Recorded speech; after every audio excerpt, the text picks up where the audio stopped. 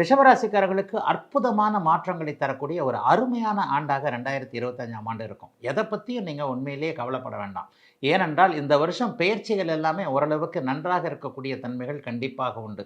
11ஆம் இடத்துல இப்போது இருக்கக்கூடிய ராகு கேதுக்கள் 10ஆம் இடத்திற்கு மாறுகிறார்கள் என்றாலும் கூட உங்களுடைய ராஜயோகாதிபதி கிரகம் என்று சொல்லப்படக்கூடிய சனி பகவான் மார்ச் மாதம் 29ஆம் தேதி 11ஆம் இடத்திற்கு லாபஸ்தானத்துக்கு போகிறார்.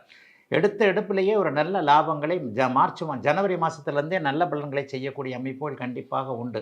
அதற்கடுத்து பார்த்திங்கன்னா மே மாதம் குரு பகவான் இப்போது உங்களுடைய ராசியில் இருக்கக்கூடியவர் 2ஆம் இடத்திற்கு மாறுகிறார். அப்போ 11ஆம் இடங்கள், அதாவது லாபத்தையும் தனத்தையும் கொடுக்கக்கூடிய இந்த 2 கிரகங்கள் 2 இடங்கள் வருடாந்திர கிரகங்களின் மூலமாக அருமையான அமைப்பு இருக்கிறதுனால மிகப்பெரிய யோக பலன்கள் நடக்கக்கூடிய அமைப்புகள் ரிஷபராசிக்காரர்களுக்கு உண்டுங்க. ரிஷபராசிக்காரர்களுக்கு இந்த வருஷத்துக்கு நான் 80 மார்க் கொடுப்பேன்.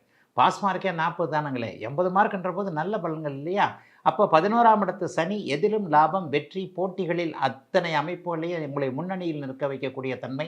வியாபார பெருமக்களுக்கு எல்லாம் லாபம், எல்லா விதத்திலையும் ஒரு டபுள் பங்கு எல்லாமே நல்ல விதமாக நடக்கக்கூடிய அமைப்பு.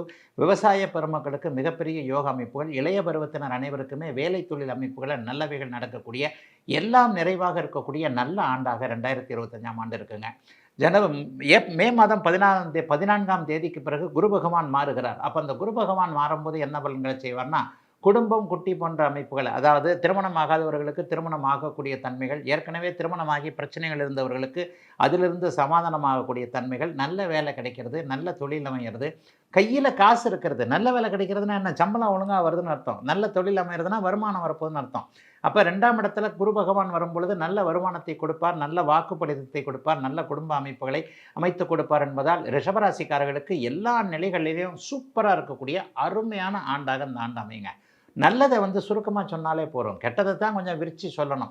ரிஷபராசிக்காரர்களுக்கு 11ஆம் இடத்தில் சனி, 2ஆம் இடத்தில் குரு என்பது 2025ஆம் ஆண்டு முழுவதுமாகவே இருக்கக்கூடிய ஒரு நல்ல அமைப்பு. ராசிநாதனும் மற்ற யோக கிரகங்கள்னு சொன்னால் சுக்கிரனும் புதனும் தான் மாத கிரகங்களாக அவர்கள் ஆகி விடுகிறார்கள். மாத ஆரம்பத்திலேயே, வருஷ ஆரம்பத்திலேயே பார்த்திங்கன்னா உச்சம் என்கின்ற நிலைமையில் சுக்கிரன் கொஞ்சம் நல்ல நிலைமையில் தான் இருப்பார்.